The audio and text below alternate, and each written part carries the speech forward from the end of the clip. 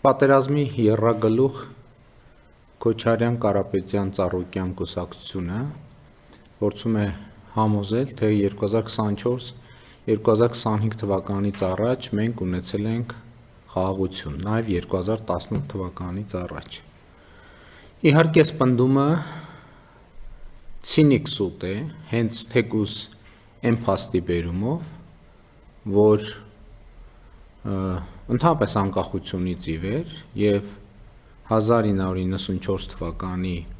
հրադադարից հետո էլ մենք ամեն տարի ունեցել ենք զոհեր եւ վիրավորներ Ադրբեջանի հետ փոխհրաձգության արդյունքում։ Ընդ որում զոհերը հարյուրավոր են, վիրավորների թիվը էականորեն ավելի մեծ է։ Եվ սա թերևս նրանց պատկերացումն է խաղաղության մասին,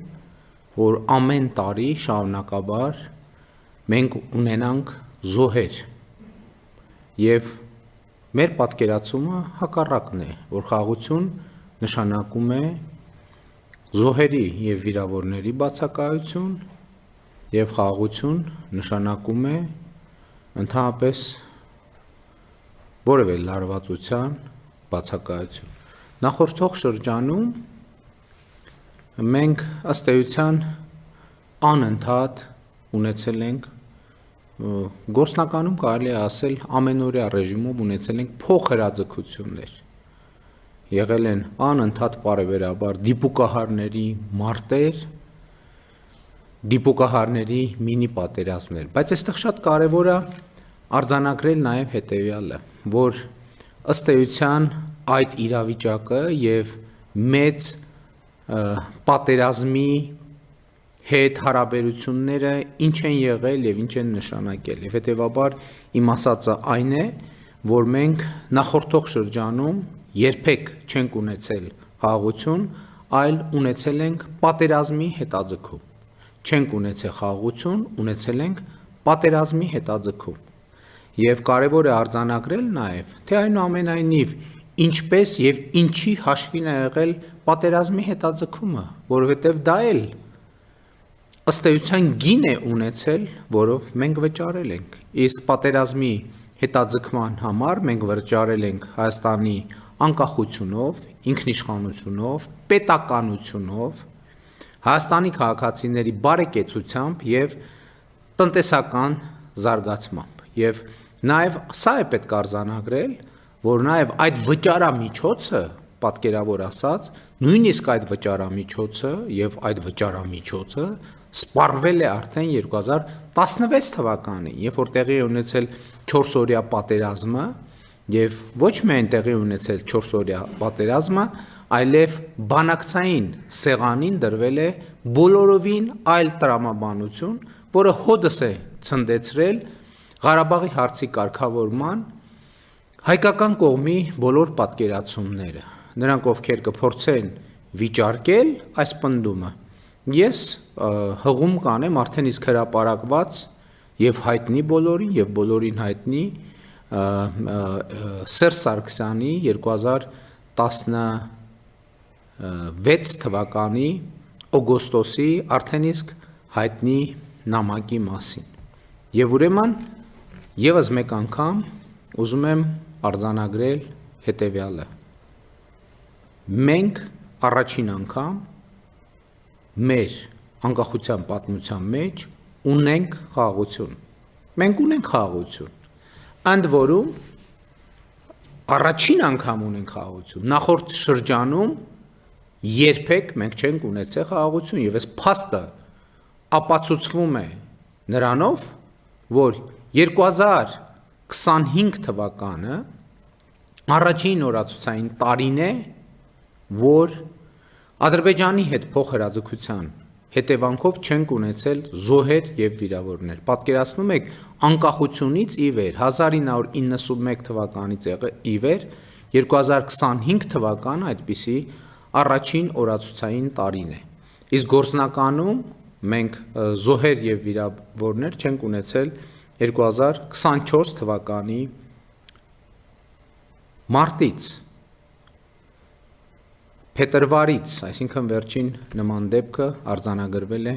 2024 թվականի տարվա սկզբին։ Բայց նաև ուզում եմ արձանագրել, որ ճիշտ է Հայաստանի և Ադրբեջանի միջև խաղաղության և միջպետական հարաբերություններ հաստատելու մասին համաձայնագիրը նախ ստորագրված է և ոչ թե ստորագրված, և Վաշինգտոնի հռչակագիրը ընդունված է, բայց նաև ուզում եմ արձանագրել, որ իրականում Հայաստանի և Ադրբեջանի միջև խաղաղությունը հաստատված, ինքը նաև դե յուրե ամրագրում ունի, և դե յուրե ամրագրումը 2024 թվականին երկու երկրների սահմանազատման հանձնաժողովների 2024 թվականին ընդունված, ստորագրված և վավերացված երկու երկրների Հայաստանի և Ադրբեջանի միջև սահմանազատման հարցերի հանձնաժողովների համատեղ գործունեության կանոնակարգի ընդունումն է, որ երկու երկրների փոխվարչապետերը ստորագրեցին, ապա երկու երկրներում համապատասխան ընթացակարգերով այդ փաստաթուղթը վավերացվեց, ստանալով բարձրագույն իրավաբանական ուժ։ Այդ փաստաթղթում է, որ արձանագրված է Ալմատիի հռչակագիրը որպես երկու երկրների միջև սահմանների սահմանազատման բազային սկզբունք, և սա ունի դե յուրե բարձրագույն նշանակություն երկու երկրներում։ Ինչ է սա նշանակում։ Սա նշանակում է, որ Հայաստանը և Ադրբեջանը փոխադարձաբար դե յուրե բարձրագույն իրավաբանական ուժ ունեցող փաստաթղթով ճանաչել են, որ Խորհրդային Հայաստանը իր տարածքով նույնական է, անկախ Հայաստանը իր տարածքով նույնական է Խորհրդային Հայաստանի հետ, և անկախ Ադրբեջանը իր տարածքով նույնական է Խորհրդային Ադրբեջանի հետ։ Սա է խաղաղության հիմքը, և սա ունի, էլի եմ ասում, երկու երկրներում բարձրագույն իրավաբանական ուժ։ Եվ ահա այս տրամաբանությունից շեղվելը ինչ ուղղությամբ տանում են պատերազմի Քոչարյան, Կարապետյան, Ծառուկյան եռագլուխ կուսակցությունը, այդ տրամաբանությունից շեղվելը միանշանակ և աներկբա նշանակում է պատերազմ սրանից բխող բոլոր հետևանքներով։ Եվ ուրեմն մենք բազում զոհերի և զոհողությունների գնով հասել ենք ոչ թե պատերազմի հետաձգման, մենք հասել ենք խաղաղության։ Մեր խոնարհումը մեր բոլոր ընկած եղբայրներին մենք հասել ենք խաղաղության և ազատ, ժողովրդավարական, զարգացող, բարեկեցիկ, ինքնիշխան Հայաստանը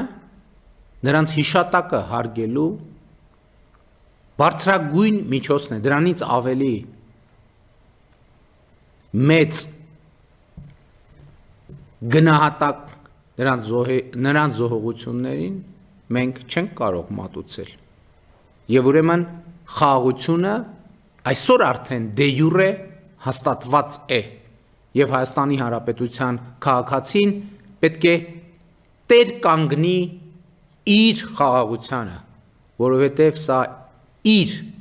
խաղաղությունն է, իր ստեղծած խաղաղությունն է, որովհետև այդ խաղաղության վրա աշխատել է, այդ արդյունքին հասել է իր ընտրած իշխանությունը, և իշխանությունը խաղաղություն հաստատելու հարցը համարել է առաջնահերթություն 2021 թվականի արտահերթ խորհրդարանական ընտրություններում ժողովրդի տված պատգամին հավատարիմ մնալով, ժողովրդի ասած խոսքին հասու լինելով, ժողովրդի ասած խոսքը լսելով և այն իրականացնելով։ Եվ ուրեմն եկել է ժամանակը, գալիս է ժամանակը, և այդ ժամանակը 2026 թվականի հունիսի 7-ն է, որ Հայաստանի Հանրապետության քաղաքացին տեր կանգնի իր խաղաղությանը։ Անկեղծ ասեմ, որևէ կասկած չունեմ, որ Հայաստանի քաղաքացին տեր է կանգնելու իր խաղաղությանը։ Փառք նահատակներին, կեցցե Հայաստանի Հանրապետությունը, և սիրում եմ բոլորիդ։